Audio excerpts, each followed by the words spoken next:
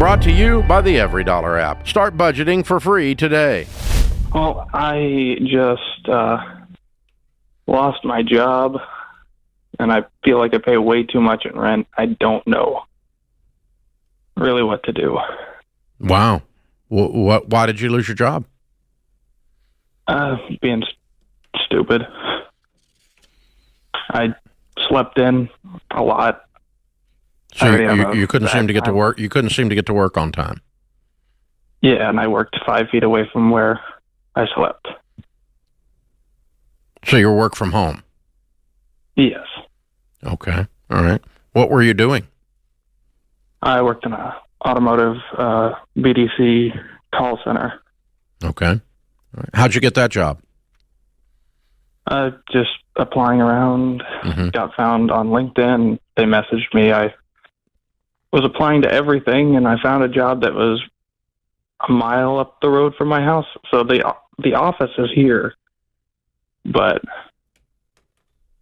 I didn't have a car for the longest time, so they let me work from home. What were you making? 12 an hour, so about $24,000 a year. Well, the bad news is you lost your job. The good news is you didn't lose much. Pretty much sucked as a job, agreed? Oh, yeah, I was being berated for $24,000 a year. I mean, you can make $20 an hour at Target. Right? Do you have a car now? Yes.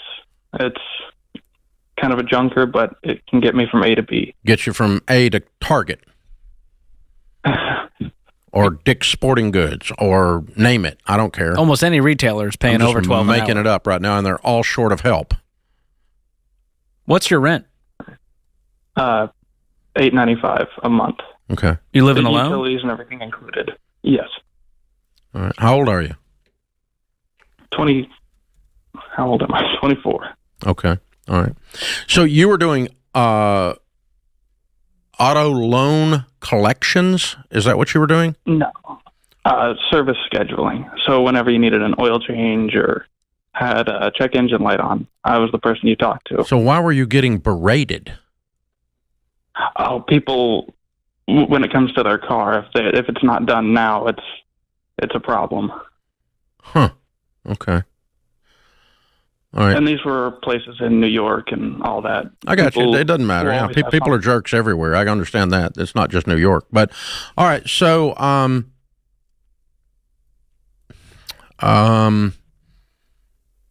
right. You lost a crummy job that doesn't pay much. Can we agree on that? Yes. Okay. But there's some shame on why you lost it, because it was due to a lack of personal energy and diligence. And so you're a little bit ashamed of that. Is that fair? Absolutely. Okay. All right. Because your voice has absolutely no energy in it. And that's what I'm trying to figure out. It can't be because you lost this crummy job. The job sucked. But it could be because you feel bad. Oh, I definitely feel bad. I mean, okay. I'm not trying to pick on you. I'm trying to feed back to you what George and I are hearing on the other end, because we want to love you well and help you get moving. Because I don't want you going in for a job interview sounding like Eeyore. Do you know who Eeyore is? Yeah. Okay. Yeah. Yeah. I want a level of enthusiasm. I want you to get caffeinated before you go in. Okay. Has it been like this your whole adult life, David? Just kind of lack of purpose, no real spark, just kind of going through the motions? Or was there a time where you were lit up, fired up? I was definitely fired up when I worked. I was in a pretty nice job. I made just barely more than I made at the call center. But I was working for a giant manufacturing company. I don't know if you've heard of them, Link Belt Cranes.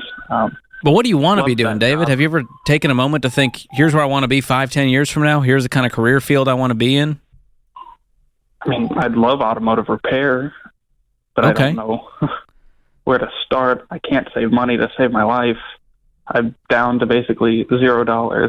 Yeah. Well, you haven't made any money. That's part of the problem. Yeah. I mean, when you're making $2,000, your take-home pay is $1,500 and your rent's $895. You've not got any margin in this budget.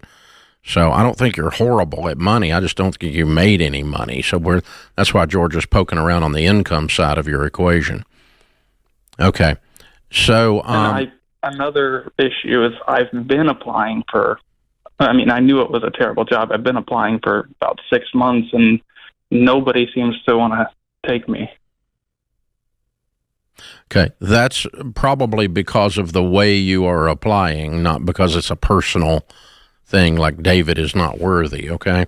Because honestly, if you get up and brush your teeth and comb your hair and take a bath and you go down to Target or whoever down the street at the mall and start walking from store to store to store, ask to speak to the manager and have a little bit of sparkle in your eye, a little spring in your step, and a firm handshake and a smile, you'll get hired by the end of the day, David, at $20 an hour. That stuff is out there. It is everywhere. Okay, and that might be but you have to leave the house. You can't sit and apply by computer on LinkedIn. That's just not going to work. Let me give you an example of why. Okay, at Ramsey we have about 1,100 folks at our company here. All right, we took 15,000 job applications last year. We hired about 700 people, 600 people. No, we didn't hire that many. 400 people. Anyway, nothing out of 15,000, right? Yeah. So how did those 400 get out of that stack of 15,000? It wasn't by email, and it wasn't through LinkedIn. They did something that got them in the door. And one of the things they did is what King Coleman calls the proximity principle. So you have to stand up and leave the apartment every day at 8 a.m., dressed and ready for work, smiling, teeth brushed, and hair combed until you get a job in the next 3 days. And in the next 3 days, if you do that, leaving at 8 a.m., go talk to people in the auto repair business. Go talk to people in these big box stores. Go talk to anyone that will talk to you about hiring you, and be nice and kind and show up on time and never be late the rest of your life. Learn that lesson. The bad news is you had to learn it. The good news is you got the rest of your life to not relearn it. So, yeah, get out there and get it done, man. Now, once you get that going, then we need to step up and do what Georgia's talking about and start dreaming about what we want to be. I don't want you to be an auto repair. I want you to own 17 auto repair centers and be worth $8 million 20 years from today. But you got to decide, I'm going to aim at that, and I'm going to go do what it takes and scrap and claw to get that done. And that requires energy and enthusiasm and believing you can do it. Hang on, I'm going to send you a copy of Ken's book, The Proximity Principle, and another one, Find the Work You're Wired to Do, that has an assessment in it that'll help you start dreaming big. But in the meantime, go get some eating money today. Create your free every dollar budget today, the simplest way to budget for your life. Brought to you by the Every Dollar app. Start budgeting for free today. Hey, Damon, welcome to the show. Hi, how are you guys doing? We are doing great. How can we help? So, I've made a decision about 2 years ago that haunts me up until today. Okay. Where me and my family, we were renting, and we decided that we were going to purchase a house together, and we all put maybe $10,000 each to get $50,000 to get the house. And the house was $420 and at a 2.8%. So ever since we moved to the house, I haven't lived there because I was still going to school and I was still commuting, spending maybe up to $500 per month in gas. And we decided that we made a verbal agreement that we were going to continue to pay even though we don't live there anymore. And I realized how bad of a decision that was. And I want to tell him that I can't continue to pay this anymore, but knowing how my family is, I know Thanksgiving is not going to look the same for me if I tell them this, and I don't know where to go, and I haven't been able to sleep. I just stare in space all day. I don't know what to do. Oh my gosh. Okay, so who all, when you say your family, is this like your parents and siblings, or who does this, what makes up this? Parents and siblings. parents and siblings. And Is how someone renting this house right now since you all aren't living in it? We all are living in it, but we all put together to contribute to the mortgage and the bills. But in the past year, I haven't lived there, and I've been paying religiously nonstop every month towards the bills, $600, and another $100 towards like utilities, but $600 towards the mortgage. And so you're renting somewhere else? I'm living with a friend because it's closer to my job. Okay. But I'm not able to save, and my student loans are about to kick in, and I have credit cards, and I just don't know what to do. Well, sure you do. You know exactly what to do. This is, you said you were in a fog. I'm using my words. You said you just stare into nothingness all day long. I mean, this is absolutely shutting you down. You're not going to be able to live forever with your friend. You're going to get kicked out of that eventually. This is slowly breaking you down. You know exactly what to do. You have to sit down with your parents and your siblings and say, I know I gave you a verbal agreement, but here's where my life is. And here's how I got there. Student loans, you show them everything. I can't afford to pay you $700 a month. And they're going to say, well, then why don't you live here? And you go, I don't want to live here. And you're going to tell them all the reasons why you don't live there. And it's going to suck. But you're going to have to choose your own livelihood. And I mean, like, as in living, well-being. You're going to have to choose you. And you're going to have a big boy conversation and own it. And if they get mad at you for a while and Thanksgiving sucks, I would rather have a sucky Thanksgiving or 2 or 3 than a sucky life. Yes. Yeah, and I think that's what it's. And I also think it's fair because on their end they're thinking, yeah, well, we've agreed to this, and you're I understand that too. and you're breaking that. But Damon, but to Ken's point, it has to. Like, this doesn't sustain this. You can't live like this. So I think that even saying, I understand, I'm backing out of what I said. But I don't even have I don't have the ability. I don't have the ability anymore to do this. And so if there's something else I can do to maybe help, but I think too, Damon, like, I think owning it is a very humble thing to do. And I would do that. But also for your sake, and I would pray your parents, which I always think the best about relationship. I'm always like, I'm sure your parents are wonderful. Oh, they're great. So you would pray. Thanksgiving's going to be wonderful. You would pray that your parents would say, yeah, we see this in our son. We see the numbers in the situation, and we don't want to put that on our son. How old are you? I'm 30. How old were you when you did this deal? 28. Okay, so it was just 2 years ago. Do they find it, like, was there going to be a point that you guys would have this, like, paid off and then y'all would split the equity? Like, what was the plan? The plan was, because we moved to America, so the plan was just to have somewhere to live and have a family home. Yeah, and everyone contribute. Will this put them with your parents? Do you know the math of when you do choose to stop paying? Will they still be able to cover the payment?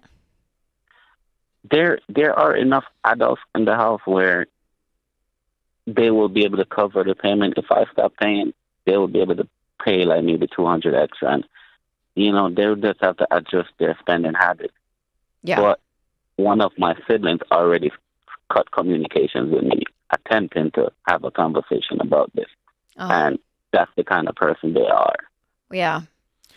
I'm sorry about that. I don't make light of that, but I mean, you have no choice. You either choose to not have an awkward situation with them, or you choose to have an awful life.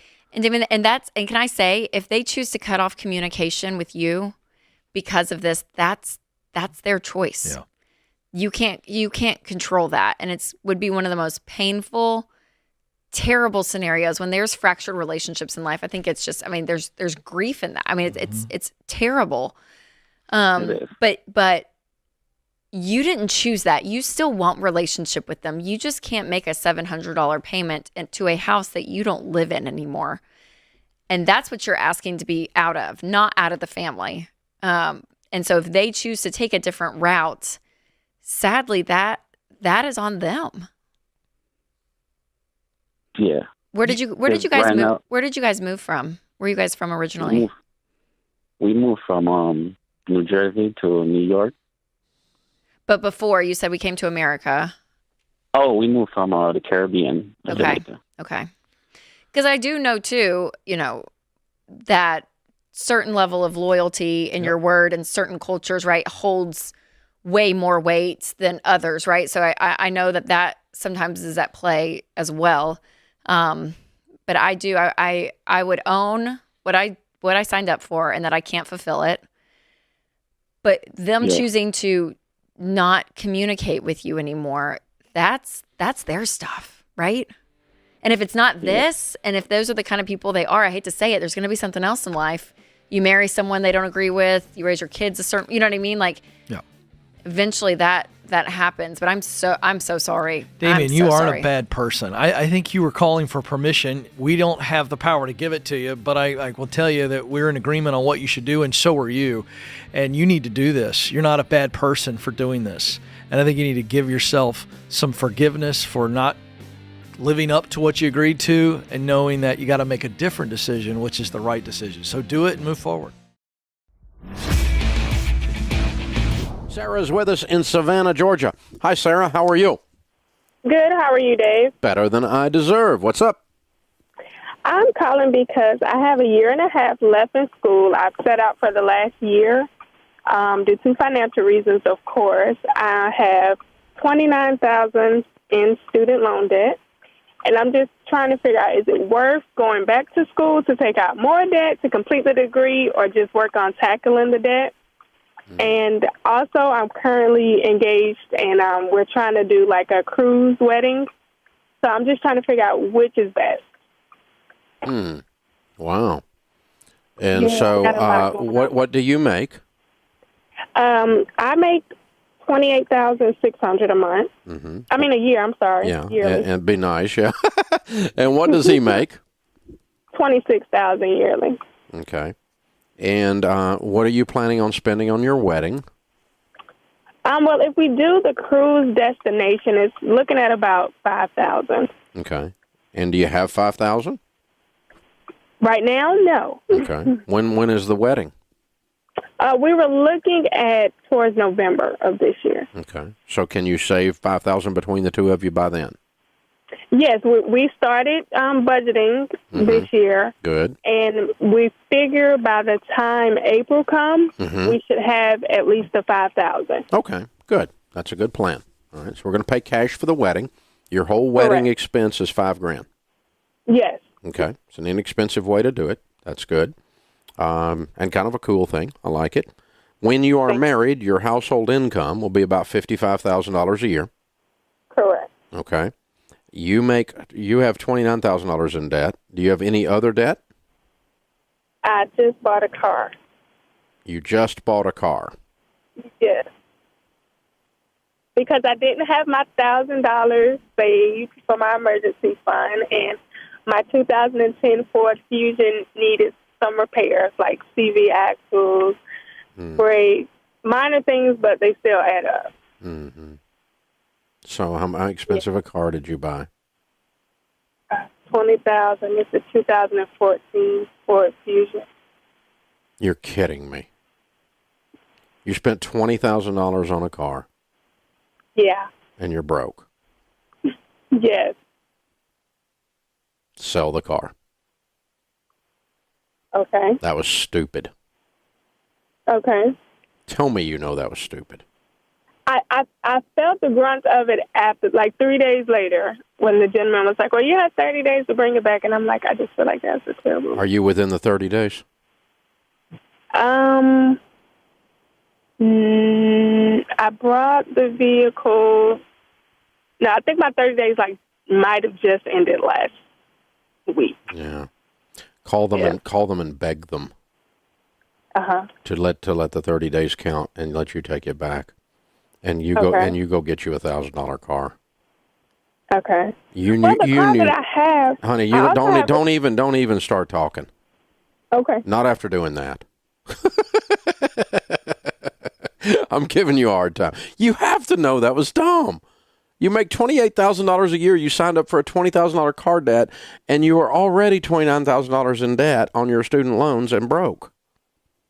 Yeah. That you have to hear that, okay? I'm not trying to be mean to you, but you got to break this thing out of your brain, or you're going to constantly, as a couple, be wandering back into this mess, and I'm not going to be able to help you. because you're going to continually go back to the slaughter. I mean, you just walked out right in front of a gun and said, "Shoot me." I mean, I don't want you to live your life like that, honey. So here's what I'm going to do. I want the two of you as my wedding gift to go through Financial Peace University. Okay. That's our 9-week series. I want you to get that car taken back. Call them today. And I want you to get you a little beater car of some kind to get by until you get some of this mess cleaned up. Now, what were you studying in school? Healthcare administration. Healthcare administration. Okay. And what do you do for a living now? I'm an assistant manager at the D&B. Okay. So you're not in the healthcare field? No. Do you want to be in the healthcare field? I do. Okay. Can you study that at night and finish it and pay cash as you go? Maybe after the wedding. Yes, but some of the classes do require me to be in the actual school. Mm-hmm. Well, do they offer them at night? Yes, but with my work schedule, I don't generally get off in time to take those classes. Okay, you might have to rearrange your work schedule in order to finish your degree. But I don't know that you necessarily have to do completely all school or all work. My point is, maybe we can finish up school while we're working, while we're married, and while we're paying off the debt. But pay cash for the school as you go.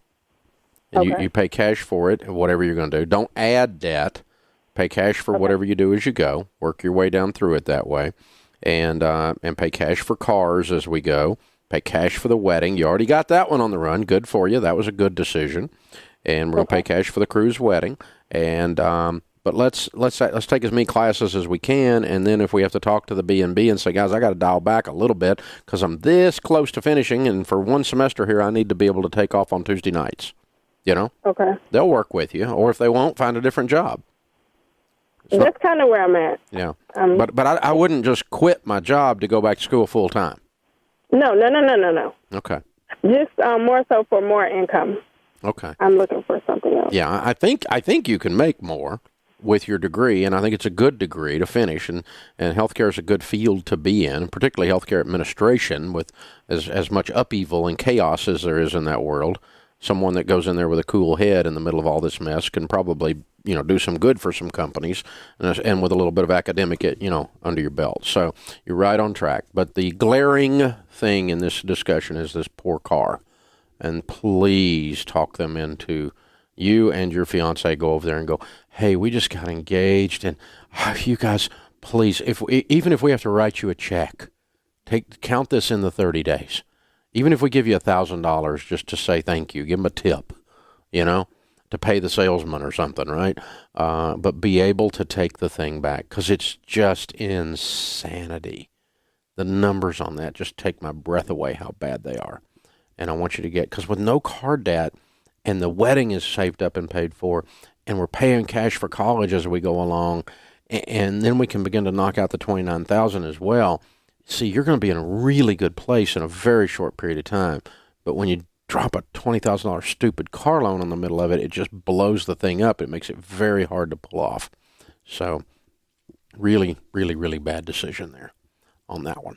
But you can recover from it. Let's get out of it. Let's do something to get out of that deal. Please work very hard to get out of it.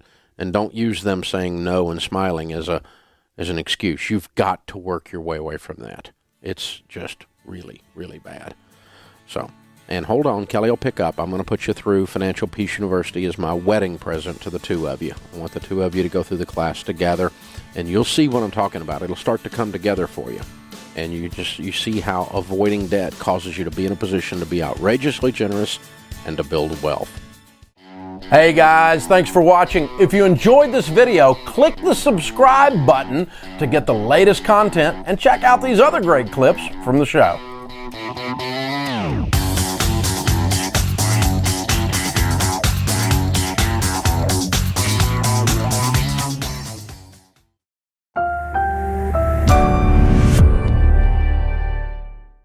Dan's in Kansas City. Hi, Dan. Welcome to the Ramsey Show. Well, Dave, I am in a quandary. Okay. My wife and I married each other. That's always a good thing to do. Excellent. Yes, Excellent. Yes. It's thank you very much. We got married. It'll be 2 years in July, and both of us have never been married before, but we had dated a long time.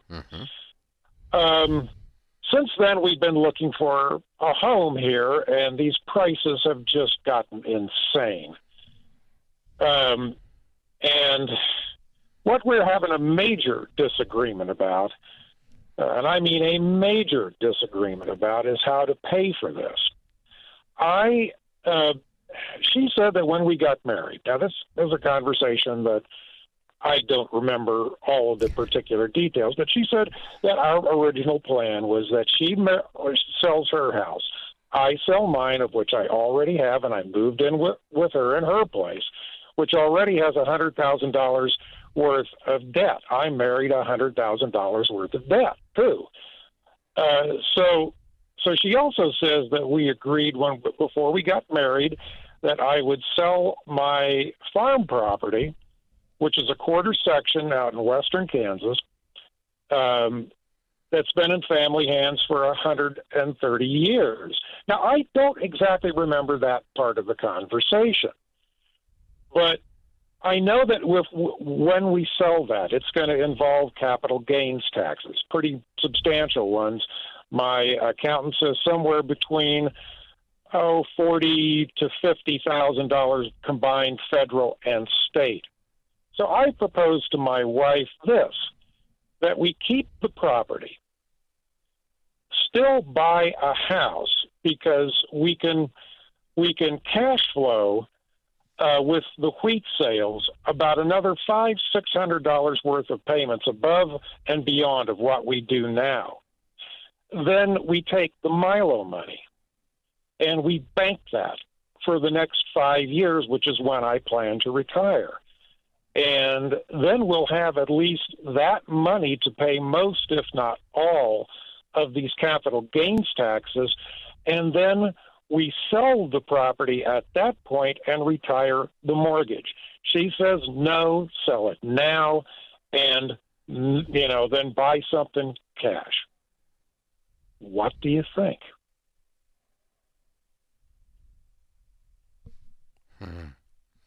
So I'm hearing that either way the property's sold, it's just a matter of now or 5 years from now. Well, unless we can find a way or buy a property that we can, because she's agreed to come up with Let's stop a second, because this property, you outlined a very emotional thing that's been in your family for 130 some odd years. 130, yeah. Yeah, so, all math aside, and even marital arguments aside, are you going to sell this property ever? Well, at some point, because she has no children and I have no children. We've never been married before and we have no family. Really? None of that enters into it? Yeah. I mean, well, it's going to leave the family. You're saying it's going to leave the family when you die anyway? Yes. Okay. Yes. All right. So why not go ahead and enjoy the fruits of some of it now? What's it worth if you sold it now? Around $300,000. Okay. All right. And what's wrong with your wife's current house as a place for y'all just to stay? Well, it's a 2-bedroom townhouse, and it has 1 bath, and I've shared. I love my wife dearly, but I've shared a bath with her for almost 2 years and have not enjoyed the process. Okay. So you guys, what's the townhouse worth? The townhouse is worth about $180,000, $190,000. And with her, with all the, we've had our... What is owed on it? Is anything owed on it? $100,000 owed on it? About $100,000, yeah. Okay. And so it's going to clear about 80, and you got about 300 over there. And have you got money left over from the sale of your house also? 110. Okay. All right. And so you could buy a $200,000 property and pay cash for it. Well, we could, but you can't get really much in Kansas City, or particularly in Johnson County where we live. You can't get much for 200. Let me flip this around. What's the alternative? You've created this what I would say is a highly complex, and I moved here from a farming community, a complex, the grains have to hit, it has to rain right, we've got to get the subsidy in. You've laid out a complex matrix for 5 years from now, we could X, Y, and Z. Yeah. Why not? I mean, that's some gymnastics. Life's a lot simpler. Just know it now. Yeah. And a capital gain sounds like a distraction to me. If I didn't have all this other stuff in this conversation, I would tell you to sell the property now, pay the capital gains, sell the townhouse, and go buy a property that both of you love. Now, what's bothering me about that is that the two of you, after 2 years, can't. Two old dogs trying to learn new tricks, working together, is tougher than two young pups doing that. And so I'm a whole lot, I'm 90% concerned in this conversation about the fact that you two can't resolve this argument, and I'm only 10% concerned with how you resolve it. Yeah. I mean, to the point that she's even saying you said things you don't remember saying. That's weird. Well, she's a pretty powerful personality, and there are times during our long relationship, dating and married, that I have found it more, and I might have agreed to that. My memory isn't what that. You're saying is you caved. Well, I have found that sometimes it's better, or at least in the short term, it's better to placate her than to keep trying to resolve the issue. Okay, that's my problem. Okay, John, help me here. Yeah, because my problem is I don't give a rip if you sell the farm or not. But the problem is if you sell the farm and go do exactly what she wants, this is going to come up again. Or if you lie to her in order to get through a conversation, all you're doing is kicking the can down the road for a larger explosion when it happens. And now you've drawn lines, and the part that you've drawn battle lines. I've got my plan. Well, she's got her plan, and man, this just doesn't end well. It ends unnecessarily bad, particularly if both of your plans end up with selling the farm. And so I would love to see you circle back to her and say, all right, so I've never done this before. I've never had a marital spat like this before with 130-year-old property. I'm asking for a mulligan. Can we start the conversation anew? What do we want to look at? You're talking about she brought into debt and I married it. Y'all are all on the same page. You're just having to practice doing life together after a long time of not having to do life together. Expect there to be stumbles. Be curious about them. Don't get angry and frustrated about them. And always circle back and say, hey, we need to do this one over again. And this is when y'all need to do over again. Because what you're fighting about is, do we want to have a pretty nice house for the rest of our life just to ride or die with until this thing's over? Which could be a lot of fun. But if you get bogged up in the mechanics of how we're going to get there, man, then you're just you get bogged up in silly. My wife, I caved, and she held me to it. And I sold a 130-year-old family property when I didn't want to, just to make her happy in this house. Then the first time she whines about the wallpaper, you're going to go bananas. You're going to burn the house down out of spite. I might know somebody that did this, so I'm just telling you, okay? I've got this friend, right? I've got this buddy named Dave Ramsey.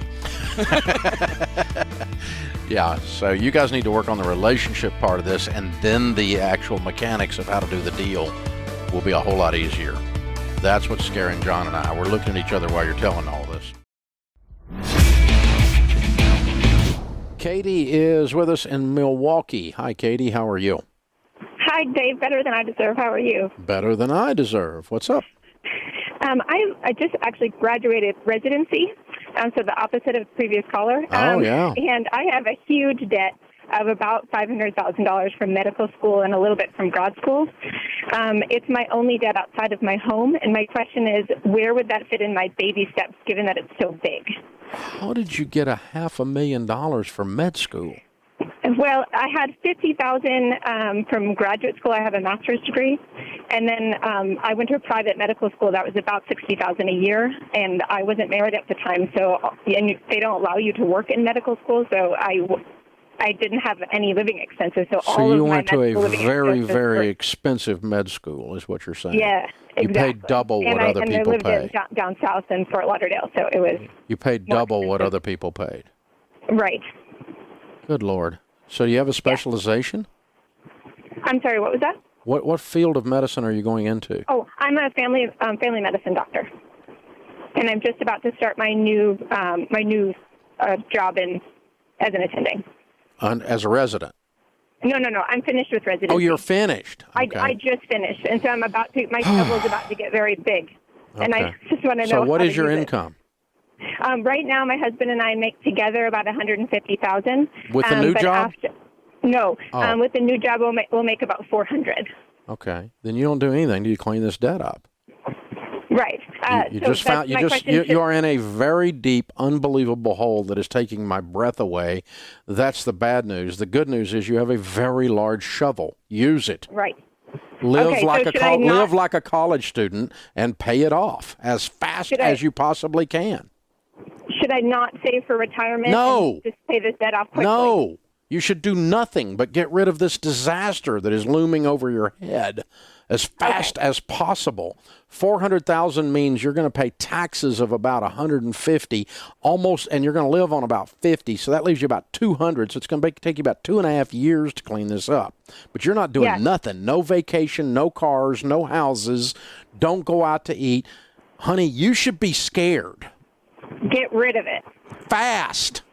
Got it. Because I'm on it. if something happens to you, that causes you to have an inability to work for some reason at the level that you're working now, you have a really serious nightmare of a situation. Right. The And so only that- well, the only saving grace in this conversation is your fabulous income. Oh, yeah. And my husband and I paid off both of our cars and his student loans, and this is our only debt left besides our home. And so Great. that is Do it. That's my question. Do it. All right. Very, Sounds very, awesome. very, very fast. And Thanks so then, much, Dave. then think about it. Then you've got a $400,000 income to live the rest of your life with. Oh my gosh! I know. I don't even know what I'm going to do with that kind of money. Save and give, I guess. Outrageous generosity and change your family tree. Sounds awesome, Dave. Thanks so much. Hey, thanks for calling in. That takes my breath away. I can't imagine $500,000 in student loan. Good news is she got a great job. Oh God, thank you, Lord. Oh my goodness gracious. Hey guys, thanks for watching. If you enjoyed this video, click the subscribe button to get the latest content and check out these other great clips from the show.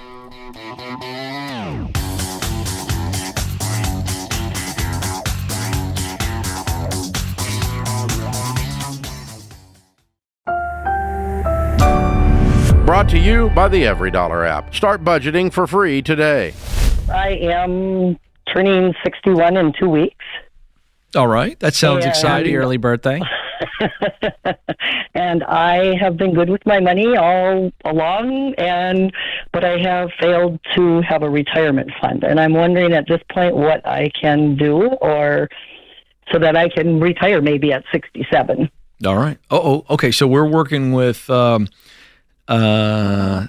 6 years to retire, and you have zero. George is going to walk you through this, but just a couple quick questions. You have zero, or you have very little, or you? What's the real here? I on have retirement? I have no retirement fund, but I have cash, and I have no real debt. The only debt I have is about $9,000 that I took out a 0% interest loan and did some updates on my house. Okay. Sure sounds like real debt to me.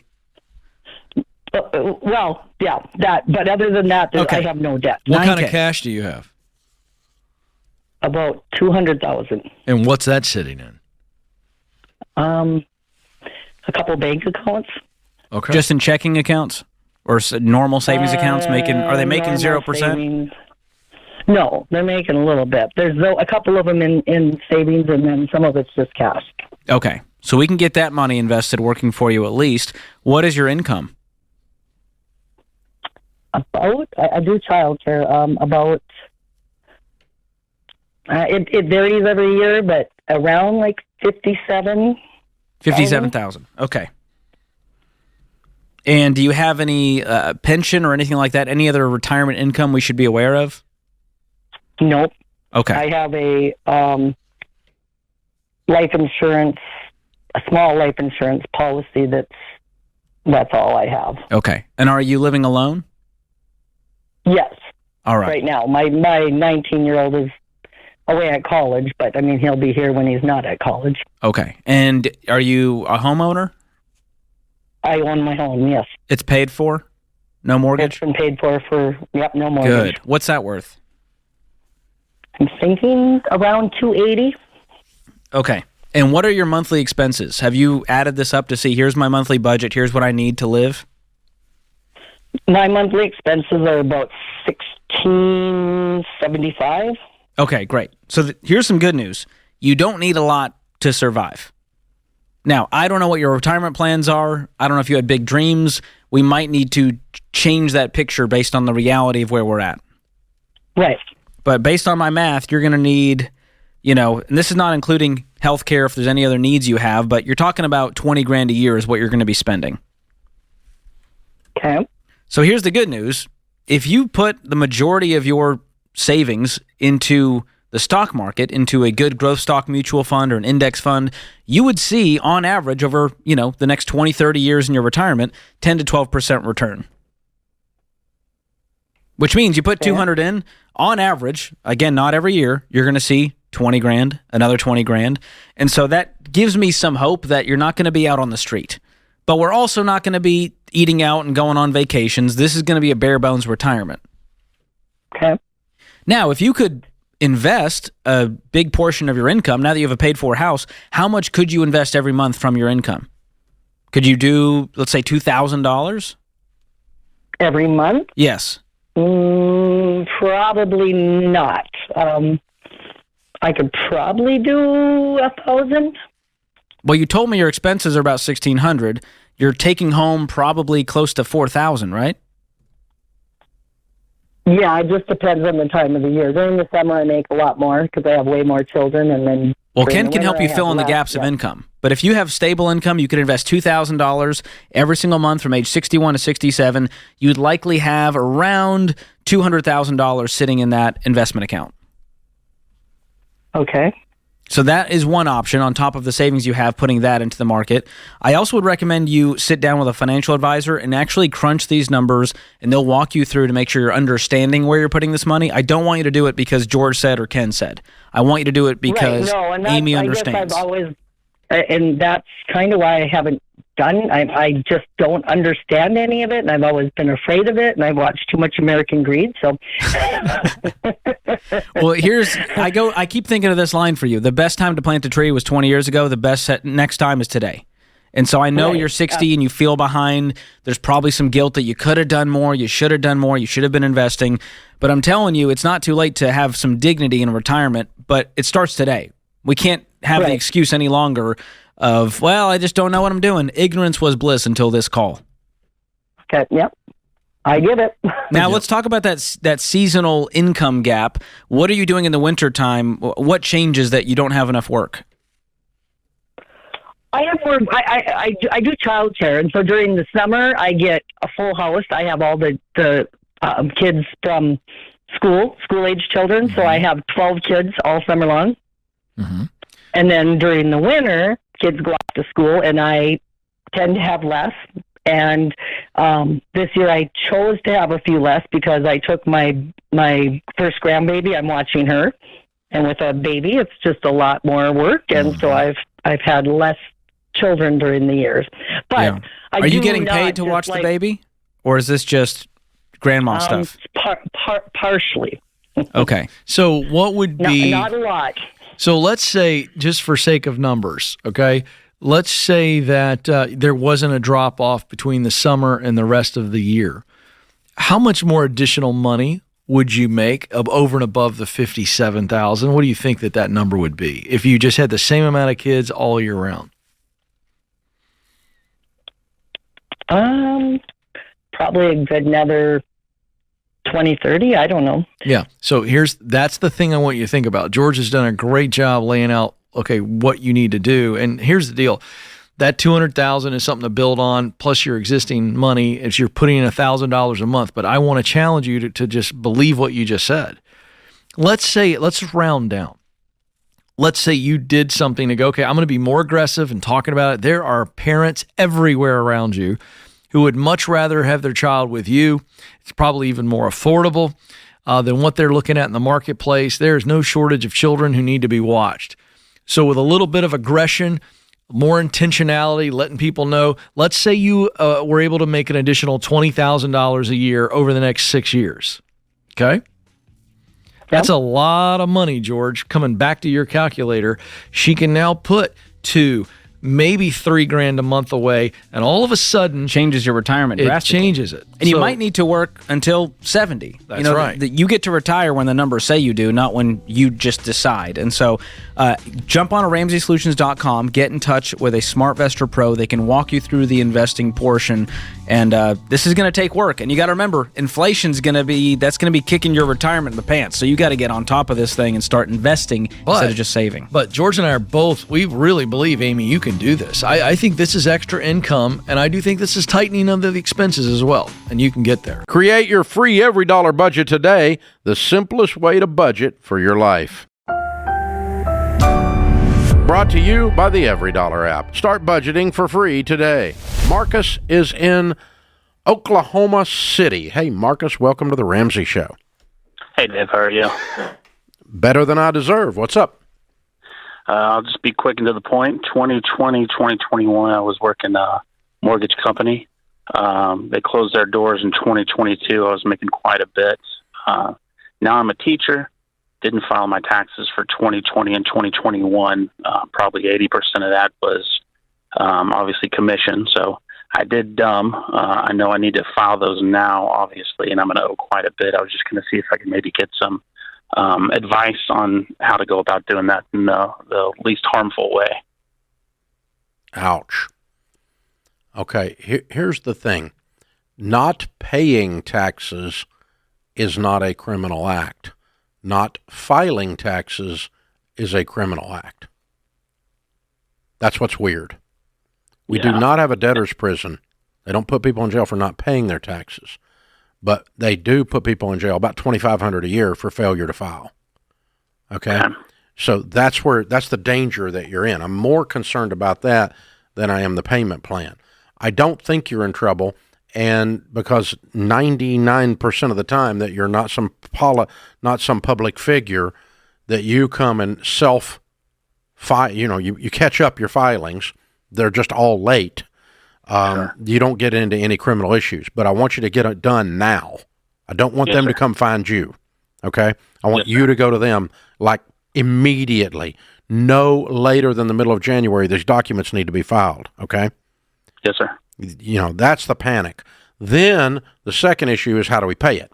Well, number one, we've got to assess the damage and figure out from the actual filings what you actually owe. And then, your worst case scenario is you're selling some stuff and putting the IRS on a payment plan. Okay? So, because, if you were doing mortgage origination in 2020, you made some bank. Yes, sir. Yeah. Like, what'd you make that year? Probably $250. And you paid zero taxes? Yes, sir. Whew. Did you save any? Yeah. I got about probably $100,000 saved. Oh, good. Okay. Because you're probably going to have a $100,000 tax bill. Oh, yeah. Okay. If you got 2 years of that, you will. Yeah, easy. Yeah.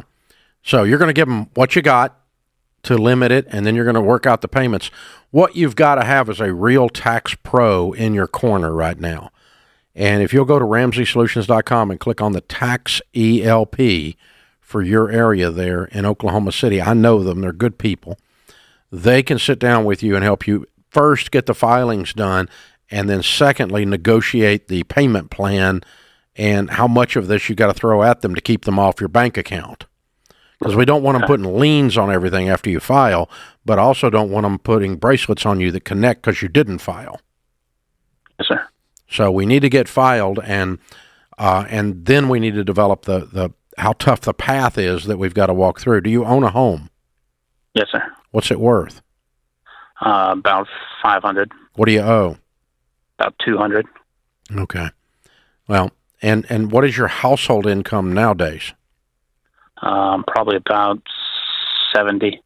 I have 3 jobs right now. So I'm a teacher. I do some data entry at night, and I do wait some tables on the weekends. You have any money other than the 100?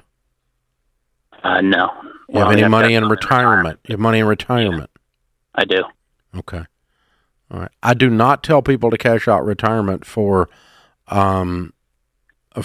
pay off debt. I might to pay off the IRS to keep from selling your home. You follow me?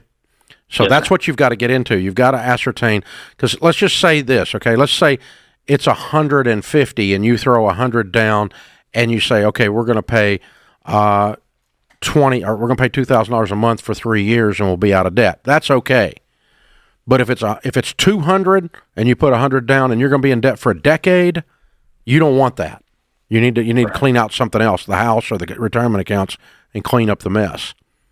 So the not filing, and it's not the not filing, the not paying and the not filing, I hope it's not a ton more than the 100 when you get there. It's going to be something more than that. But you need to understand the size of the problem. The not knowing is a bigger stress inducer than knowing the details. So you've got the cancer diagnosis, you just don't know what the treatment is yet. And you don't know whether it's terminal. So that first thing they do is they scare you to death, and you go around for about 2 months or 2 weeks with no information, and then they start going, okay, well, here's the treatment plan. Oh, you mean I'm not going to die? Well, that would have been handy information about a week ago, and that's kind of what you're dealing with here is that same set of emotions. So,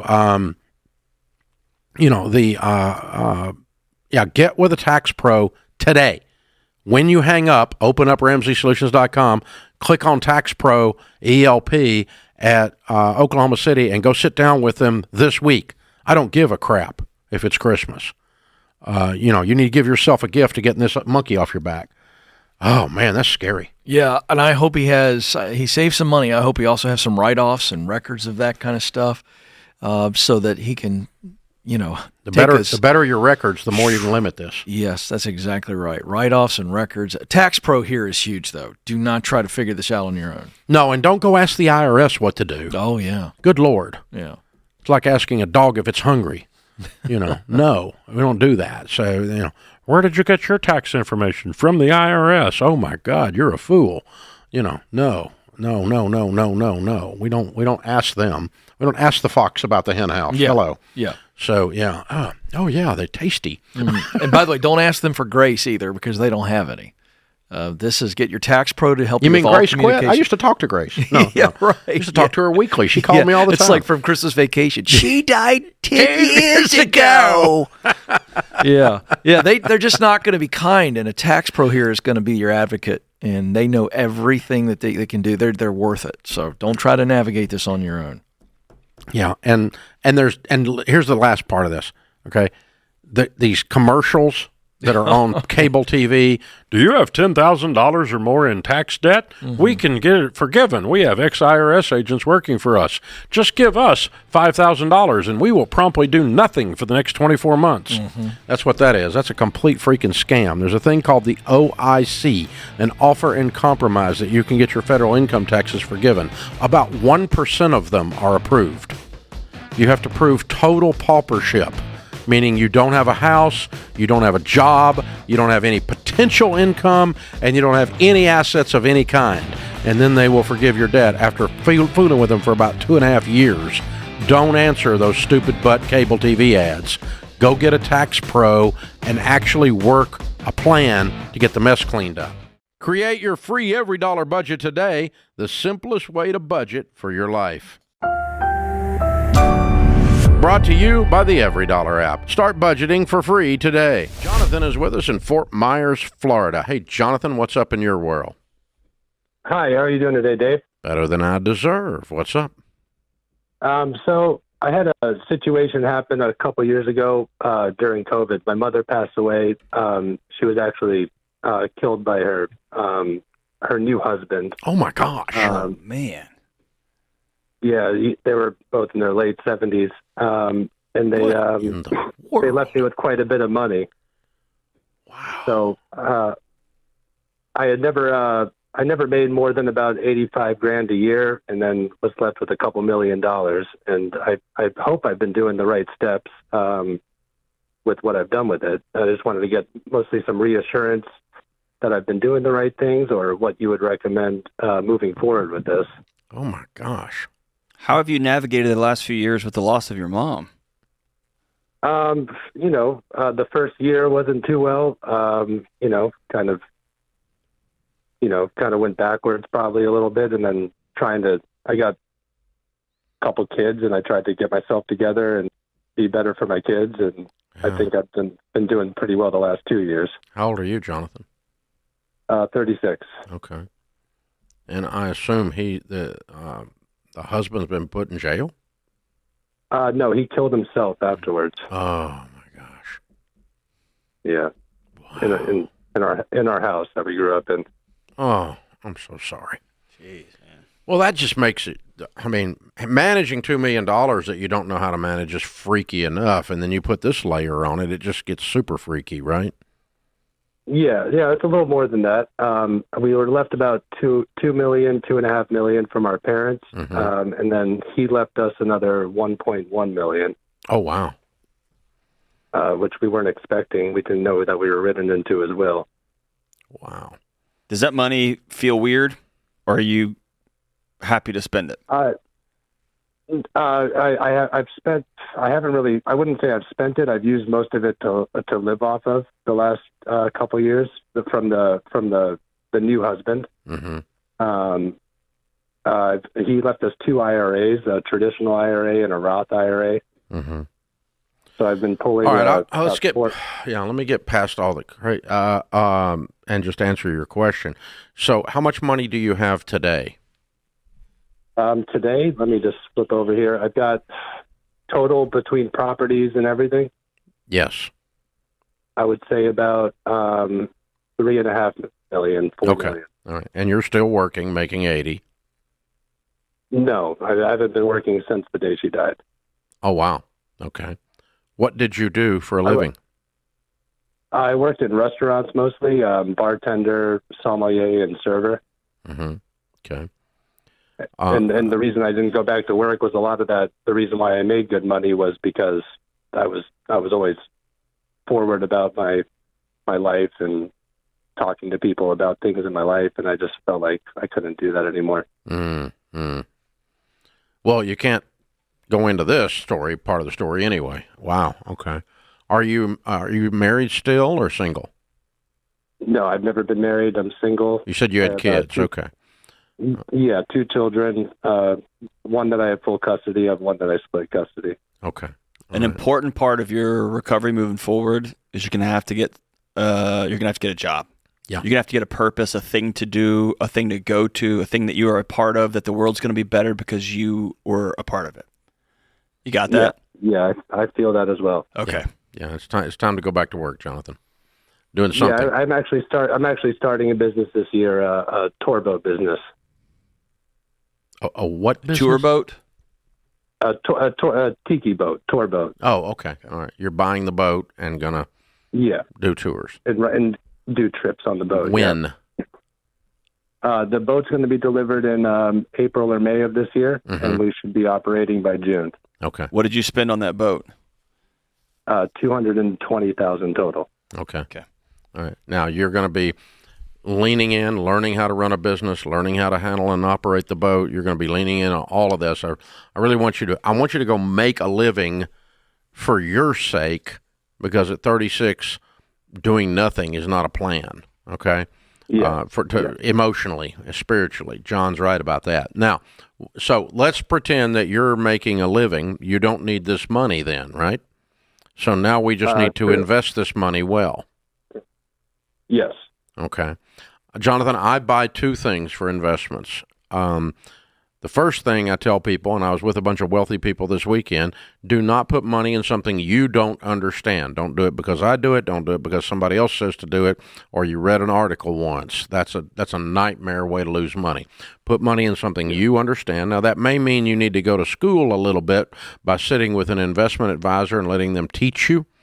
But I buy real estate that I pay cash for. because I like the real estate business. I've done that already. Okay. And I buy mutual funds. And that's all I buy. Okay. I've got about total about 1.8 million in real estate. Okay. And it's making money, right? I have one house that's going to be worth about 1.2 million, and I'm planning on renting that. Mm-hmm. Gonna be. When? Why is it not worth that now? It's about to be finished being built, and I think in March or April of this year it'll be done. Okay. All right. So you're going to have and then I have another rental house, and then I have the house I live in. Okay. That's fine. Great. Now manage those to where they make a good return on the amount of money you have tied up in them, and then sit down with a good someone like a Smart Vista Pro. You can find them at RamseySolutions.com, and they'll help you sit down and start to understand some mutual funds and invest it. But, I mean, if you make 10% on $3 million average across those investments, then you'd have $300,000 a year coming in. If you don't touch it in 7 years, that $3 million at 10% would be worth about $4 million, or would be worth about $6 million. In 7 more years, it'd be worth about 12. In 7 more years, it'd be worth 24. That's 21 years from today. You're 36. That puts you at 57 with $24 million. I like that. Okay. That's you working, providing your own living, not touching these investments, and letting them just grow at an average growth rate of 10% a year. And that's invested in mutual funds and real estate. Now, it's a little more complicated than that, but basically that's how the math will roll out. The trick here to the thing is put money in stuff that's steady and is predictable, not super conservative, but we're not taking any big risks here. We're not trying to reinvent the crypto world or some bull and crap don't buy like a tiki boat for $250,000 and then 6 months go and be like, well, I'm going to do this and I'm going to buy a snow cone stand, and then you're going to stay on small track. Business yourself broke. Yeah, stay on track with that. And so you're now in the tiki boat business for the next decade, buddy, and you're going to make a go of it. John's right. You don't get to change. Create your free every dollar budget today, the simplest way to budget for your life. Brought to you by the Every Dollar app. Start budgeting for free today. Hey, my name's Nicholas, and at 18 years old, I moved out of my home state of Missouri, where my family owns several companies and businesses, and I went into the collision field, got my associate's degree in collision technology, and really hit the ground running, built a life for myself here in Michigan, and about a year and a half ago bought my first house, put $25,000 down on a $125,000 loan. Whoa, at 16? No, I am currently 25, but when I left Missouri, I was 17. But, okay, I got you. So I, moved out to Michigan and started my life. I was, like I said, my family owned several companies in Missouri, and I always kind of felt not really under their thumb, but just kind of in their shadow a little bit. So I moved out to, like I said, Michigan, started my life in my own industry, the collision industry, and I met a young woman there. We've been together for 6 years. It's the only relationship I've ever been in. Like I said, about a year ago, I bought my first home. And about 6 months ago, I was listening to Dave's TikTok, and he said on there that not many people can become, successful or be millionaires while dragging somebody else with them. And that really got me into thinking. She's never worked. She's never gave into our, checking account. She's never really done anything to help us financially. She's really only been a homemaker. And about 2 weeks ago, I rented my house out, told her that she needed to leave, and I'm planning on moving back to Missouri, and I would just want to know if Dave thinks that is the right choice or not. Well, it sounds like it's too late, regardless. Well, yeah, I'm just kind of struggling with my decision right now. So you kicked her out because she wasn't working. You said she just wanted to be a homemaker, and you guys were never even engaged? Yeah. And you're upset that she wasn't adding to your checking account? I'm confused by your decision to even combine your life with this person before marrying them. Well, for a long time I was too, but like I said, this has been my only relationship, and I really wanted it to be my last, if that makes any sense. And I don't really know. Like, I'm a pretty financially, I feel like, stable person. I drive a 2012 Mini Cooper that's paid for. I bought a house well under what I could afford. I make about $90,000 a year. But if you split that in between two people, it's a little over $40,000 each. And I just can't. Do you guys have kids? You guys weren't married. You're playing house. You're right. Yeah, I agree. And hold on a second. Hold on. This is the gal you said you wanted to be your only relationship, and you kicked her to the curb because she wasn't really bought in. And does that mean she was anti what we teach, or she just wasn't engaged? There's a big difference. Well, very anti, I would say. Like, was she racking up debt? Exactly. Brand new car. Wanted to just continue. But you had to sign the dotted line on all of those loans. Yeah, she didn't have an income. Right. So I want to make sure that you understand you are fully responsible. I know, yes, sir. So we've been working for the last, I don't know, probably 3 weeks on getting everything split. Her parents are actually going to be taking over her car loan, and we're getting all of our bills separated off of my checking account, stuff like that. But like I said, I'm really struggling because for the last 6 years, it's been me trying to get her get an income, go just work. If you bring anything into the table, that's enough. Like I can't do it all by myself. Hey, Nicholas, the more troubling issue is not the income, but just that she is in complete opposition to the way you want to handle money. And so for that reason, I'm fine with this breakup. I think it's the right move. But I just don't think it's as much about her being a homemaker and not wanting to work. The issue is that she's really opposed to being on the same page with you and got you to do things that aren't right. Yeah, I completely agree. And I think I think it's a good move, but now you're regretting it because you miss her. Yeah, that's where I'm at, exactly. No, I think you broke up with her for the right reasons. George? Yeah, I feel like I'm choosing my finances over her. Well, I do think you have been aggressively focused on building this career and very focused on finances and income, which is good, but you've almost got a flat tire. And my worry is if you continue down this path, you'll be great at saving money and you will be miserable and you won't have any healthy relationships. Your spiritual life's going to be in shambles. And I think for a young guy, I love your drive and your hunger, but you can't let that be your entire life. And my thing is, if you guys had a kid, would you be okay with her not working and being at home taking care of the kid? Yeah.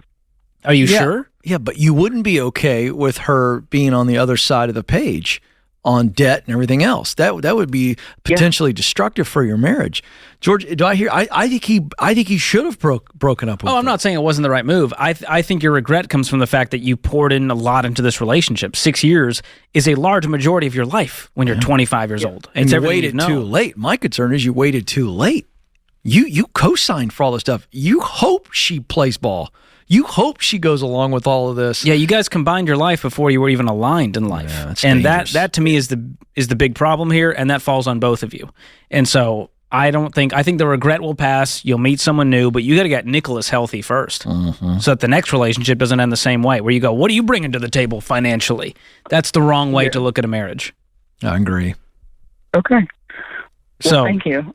I'm sorry you regret it. I wouldn't blame Dave. I would blame your lack of getting alignment on vision and values and goals before you structured your life together. Yes. Do you have advice of how to better do it with my next one, I guess? Yeah. Or how to move on, I guess? Yeah, before you get in a serious relationship, you talk about money.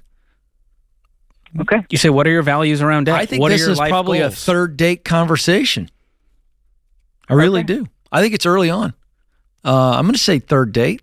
It doesn't mean you're talking about combining finances and getting freaking the girl out. You don't need to ask about income and all that. But just talk about how do you view money? How do you view debt? How'd you grow up with money? What were your parents like? Yeah, you need to find somebody who has got shared values on this issue. Money is as big a cause of marital strife as anything, George. Yeah. What's the big ones? Money, politics, money, religion? and kids. And kids. That's the big one, too. Yeah. So I think it's okay as you get further along in a dating relationship to start talking about things. Not further openly. along. I'm sticking with third date. Third or fourth third date. it is. What do you say? Yeah, I'd say a few months into the relationship. A few months? Yeah. You got to get to know someone. That's a lot of time and money invested to find out that you're not alike. There's a lady in the lobby that's going my third date. She's saying third date. Why waste each other's time? What are we doing? Wow. What are we doing? So come on. The other part of my question is, like I said, I rented my house out now. I'm in a really good loan place on it. I owe $100,000 on it. It's worth about $170,000, and I'm thinking about moving home back and being around my family. Do you think that that's a good decision? I don't know why you'd move backwards unless you're financially destitute and needed to. You've already started your life of independence. You've got a good financial spot. I don't see any need to move home. You don't need that landing pad right now. You're going to be okay. Nor do you want to be a long distance landlord. Yeah, I would sell it if you do plan on moving home and restarting. Create your free every dollar budget today, the simplest way to budget for your life.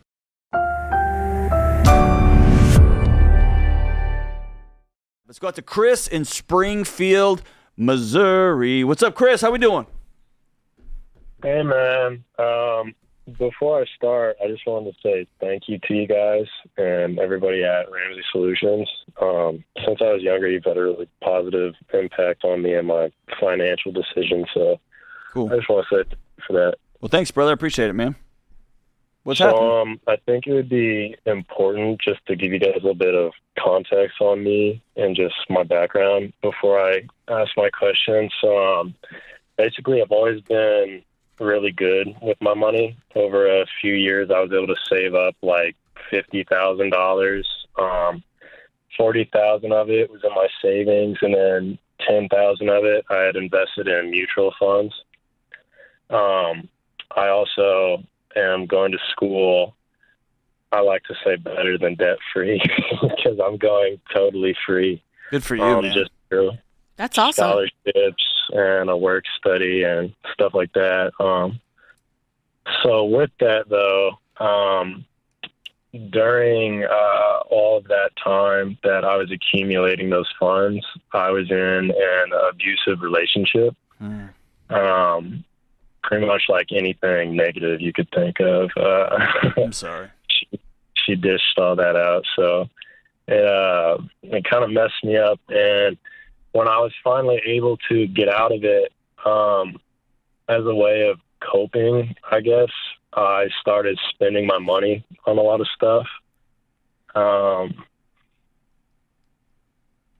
Sorry. You're all right. Over like maybe 8 months now, I've totally drained all my savings, and I've pulled out all my investments, and I've just spent it all on crap. And I probably only have like, I don't know, maybe a little under $2,000 now. Okay.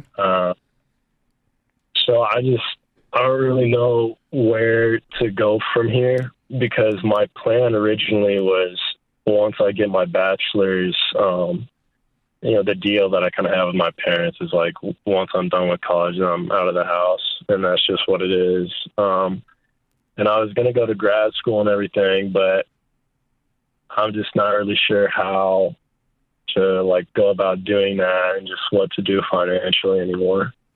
So I think, Dave's been saying for years, your money is just a reflection of what's going on in your heart and mind and soul and life. And so right now I want to move the money conversation over. It's a big neon sign letting you know that you're not all right now. And I want to tell you, having sat with people, I can't count how many people I've sat across the table with or sat next to who are trying to figure out who they are after leaving an abusive relationship. And the chaos of, I still love that person, but that person deeply hurt me in a number of different ways. I lost part of myself, and I don't even know what that means and how to get that back. All of that stuff is all chaotic and a mess. And yeah, man, you got out your spending card and went bananas. What I would tell you is the sun came up today, right? That's true, yeah. You got $2,000. And I don't want to minimize, you're going to have some grief, and you're probably going to have some resentment. You're going to have all that stuff. All those feelings, dude, listen to me. They're right. They're fine. They're good. They're right. The only thing you can do from this moment forward, you can't go back and edit sentences that have already been written. They got a period at the end of them. You were in love with somebody that hurt you deeply. You broke up. You spent $48,000 in a spending spree to wallpaper over depression and grief and sadness. And here you are. And the things you told us leading up to those moments tell me that you are a strong kid and that you're a driven guy and you have accomplished a ton. We very few of the adults that call into this show have $50,000, access $50,000 cash, my brother. Very few people call in and say, hey, I figured out how to do college for free. And so you had a plan, and that plan's going to be different now. You had a plan, you're just going to waltz into grad school, into your next job because you had a big nest egg. Well, you don't have that anymore, so cool. Nothing about what you've told me suggests that you suddenly have lost the ability to work really hard, because I know that's who you are. And nothing you've told me says suddenly you're dumb, because you're not. What you have told me is you're going to have to spend a season grieving this. You're going to have to go spend some time with a counselor. Okay? And I would tell you that if you were my best friend or you're my brother. Okay. Okay? And you're going to spend some time healing, and you're going to spend some time. Here's the uncomfortable truth about abusive relationships that people often don't hear. It's real easy to be on the outside of that and to demonize the abuser. What people often fail to take into account is the person being abused loses trust in themselves. I don't even trust me anymore. And now you've got 48,000 reasons to further not trust you, right? What you're going to have to do is learn to build trust in Chris again. That's just going to take some practice, my man. Okay. Okay? Yeah. So here's the deal. I want you to hang on the line here. You're still in school, right? Yeah, I got a year left. Okay. Here's why that's fantastic. I'm so happy because that means you have access to a student counseling center that's going to be outstanding. And in a time when it's very hard to just call a therapist off the street and get an appointment, you're going to be able to do that. So I want you to make that call today. In exchange for making that call, we're going to send you Ken Coleman's Get Clear assessment. We're going to send you his book, Paycheck to Purpose. And I'm going to send you my book, Own Your Past, Change Your Future. And my whole book is what happens when you are sitting down and you realize you're an ash, and how do you take that next step out? Okay? I'm grateful for the call, man, and we love you, and we'll help you every step of the way here. I just need you to hear me say you're not broken. You're not dysfunctional. You didn't do anything wrong. I mean, you blew a bunch of money, and I would laugh with you and high-five you if we were sitting at the table.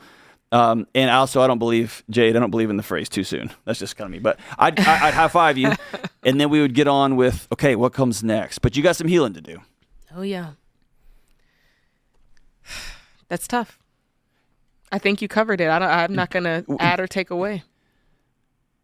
I'm trying to think of how I've wrestled with moments in my life, Jade, when I've just flat out set my values on fire, or I've flat out done something that I said I wasn't going to do, or I've spent my time poking my finger at people who do things, and then all of a sudden I look up 6 months later and I'm that guy now. Right. You know, it's tough. I was sitting here trying to think of a similar situation. I'm like, when have I been there? Like, what have I done? And it's you can really live in the past and wallow in like, man, what I did, I spent $48,000. How could I have done that? But then it's like, what are you going to do next? And I think as a culture, we have two narratives. One is you're always going to be the worst thing you've ever done, the worst thing that ever happened to you. You're always going to be the dumbest thing you've ever done. And then the other one is if you have feelings and you're a coward and a wimp and you're weak, you just suck it up and grind it. And I think that's nonsense. I think the world is desperate for a new third way, which is we're going to spend some time feeling sad and we're going to have some grief. You went through hell. And you did some dumb stuff. Yeah, let's just acknowledge it. Yeah. And then we're going to get the right people around us. And because we can't do it alone, we're going to get the right people around us. And then we're going to take the next crooked, wobbly step forward to wherever it is we're going. Right? Yeah. Progress, not necessarily perfection. Nobody's out here doing things perfect. We're all just trying to make some kind of progress forward, right? I mean, George Campbell tells us he's perfect. His hair is perfect. His hair is perfect. It's high. It's high and tight. Well, you should see the hairdryer he has back there. I've never seen it. He actually converted an old air conditioner. It's really an extraordinary. I need to get on that then. Well, they have a special plug in there. It's like a 220. It's incredible. But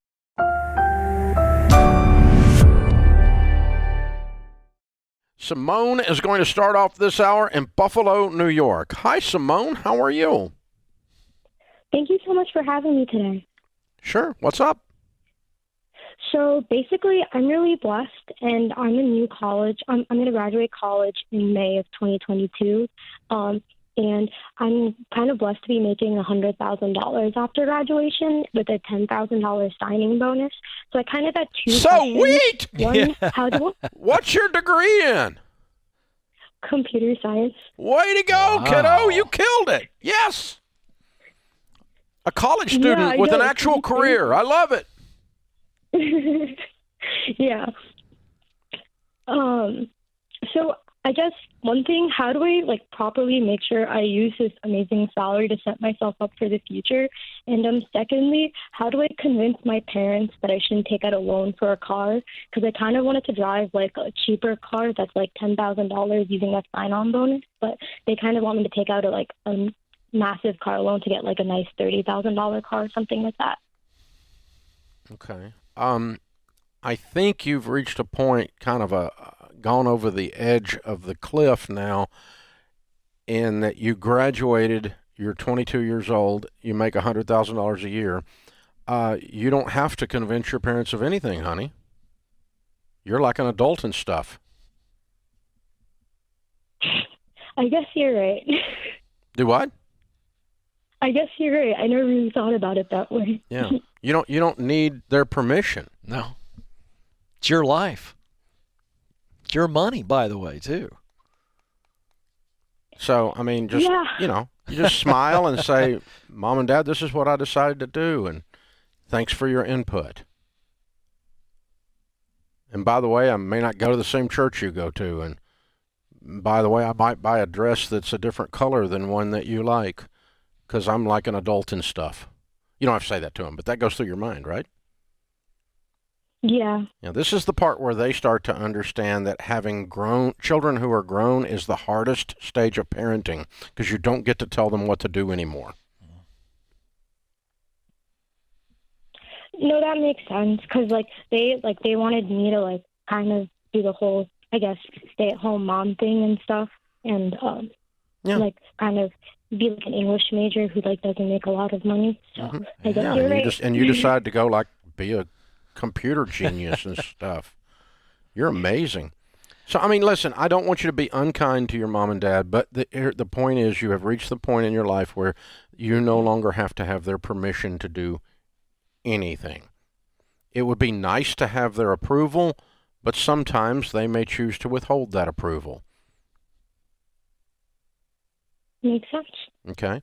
I mean, let me just tell you how bad it gets sometimes. Rachel ordered a Tesla. This is how bad it is. And I can't do anything about it. Now, you need to explain to the audience why that bothers you so much. I can't stand those cars. They're not real cars. They're a battery with 4 wheels. Dave likes to smell gasoline. I want a loud muffler. I'm a redneck, and I don't know how I possibly raised a daughter that wants a battery. But she did. So that's great. It's a big joke around our house. So the point, I mean, and if Rachel were sitting here, she would love this discussion too. But the point is that she did not buy the car to get her father's approval. Otherwise, she would have bought a 4-wheel drive truck with loud mufflers. So, but you see what I'm saying. So you know, and I love her, and it's fine if she gets a Tesla. I don't give a crap. George bought one too. I mean, I don't care. Everybody's got one. So whatever. I don't. Well, I know, Ken, because you're like a real man and stuff. But, but the even I laughed at that one. Dave, I want to say something real quick here because Simone, here's something, and Dave, I want you to weigh in on this. I think this is a situation where, like a lot of the advice we give on money, it's make the decision now. Don't wait and then you overthink. Because what happens is the sway that parents have over their children is tremendous, and rightfully so. And I don't want her to wait to tell mom and dad, hey, listen, I'm going to buy a $10,000 car. I want her to just do it, and then she informs them later. Just buy the car. Yes. That's what I bought, yeah, and pay cash for whatever you buy, yeah. And then move up in car later. You're making $100,000. You don't have to drive a $10,000 car. You can get a better car with cash later as you go along. And we're going to give you a graduation present. I want you to go through Financial Peace University as my gift. So we'll teach you how to handle money. You asked another question in the call of what is the best process. And the best process is to stay away from debt. It sounds like you have. Get out of debt. Stay away from debt. Have an emergency fund and begin to invest long-term in your retirement account. Honey, if you are very careful, if you're reasonably wise, you're going to be unbelievably wealthy. But if you go spend $110,000 while you make $100, like you're in Congress or something, then you're going to have all kinds of issues, and lots of people do that. So, no, I don't want you to have a car payment. And if I were in your shoes, if I woke up in your shoes, I would not advise you to buy a brand new car. And I would advise you to be kind to your mom and dad and grateful to them for what they've done for you and all those kinds of things, but they no longer have a vote. That's how it works. And, if you need their advice on something, you can ask their advice and they can give advice, but they don't have to be convinced for you to do anything you do. And you could sense that she knew that they weren't right. Yeah. And she's kind of going, this was a respect question. She's a respectful young lady. And it shows the power that parents have. And Dave, I just wonder, at what point culturally, did it become a thing where it's a reasonable decision to take out a loan for the dependability of a new car? 1967. I made that up, but somewhere around there. Yeah, I was curious. Because car payments became a thing in the 60s. That's what I was wondering, when that became a normality. In the 50s and 40s, there were no car payments. Henry Ford detested debt. Huh. He hated debt. I did not know that. If he understood that Ford Motor Company made more money on than Ford does, or Ford Motor Credit makes more money than Ford does, he would have been just spinning in his grave. And so, that generation, J.C. Penney, was nicknamed James Cash Penney. He was tight. He hated debt. And their credit cards on the J.C. Penney at one point made more money than the stores made. And so it's a change in the way debt has been marketed so aggressively that it's become the norm. And this idea that a newer car with a payment is less dangerous than a payment. Right. That's an interesting shift that has occurred. But if you're the parent of a college student, you're younger than me. Because my kids are all older than that. So there you go. Or you could be likely younger than me.